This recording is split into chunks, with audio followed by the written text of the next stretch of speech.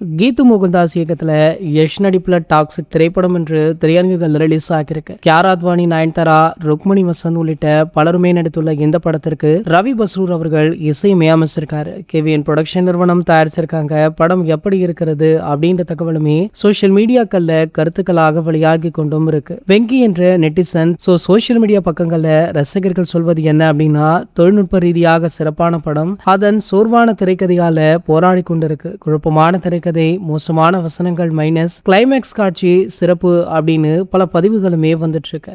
அதே மாதிரி தொழில்நுட்ப ரீதியாக நல்ல சிறந்த படம், விஷுவல் எல்லாம் வேற லெவல்ல இருக்கு. ஒரு பக்கா ஹாலிவுட் தரத்திற்கு இந்த விஷுவல் இருக்கு அப்படின்னு பேசியிருக்காங்க. படத்துடைய கதைக்களம், படத்துடைய ஸ்கிரீன் பிளே ரொம்ப மோசமாக இருக்கு. படத்துடைய இசை பக்கபலமாக அமைந்துள்ளதாக சொல்லப்படுது. மேலும் இந்த படத்தை காலையில இருந்து பார்க்கிற ரசிகர்கள், பிரபலங்கள் அப்படின்னு பலருமே படத்தை பற்றி அவங்களுடைய கருத்தை தெரிவிச்சிட்டு இருக்காங்க. இந்த நிலையில பாத்தீங்கன்னா, பிரபல கார்பந்தய வீரரும் நடிகருமான நடிகர் அஜித்குமார் அவர்கள் இந்த டாக்ஸிக் திரைப்படத்துடைய முதல் காட்சியை பார்த்து அவருடைய கருத்தையுமே தெரிவிச்சிருக்காரு. பொதுவாகவே ஏகேவர்கள் பெரிய பட்ஜெட் படங்களை முதல் காட்சி பார்ப்பதுண்டு. அந்த வகையில டாக்ஸிக் திரைப்படத்தையுமே முதல் காட்சி பார்த்து யஷ் அவர்களுக்கு போன் போட்டு வாழ்த்து தெரிவிச்சிருக்காரா. மேலும் பாத்தீங்கன்னா, படத்துடைய இயக்குனருக்கும் வாழ்த்து தெரிவித்திருப்பதாக சொல்லப்படுது. படம் கண்டிப்பாக ஒரு மிகப்பெரிய வெற்றி அடையும் அப்படின்னு ஒட்டுமொத்த படக்குழுவுக்குமே வாழ்த்துக்களை தெரிவிச்சிருக்காரு. இது போன்ற செய்திகளை பத்தி நீங்க உடனே தெரிஞ்சுக்க நம்மளுடைய சேனலை மறக்காம சப்ஸ்கிரைப் பண்ணிக்கோங்க.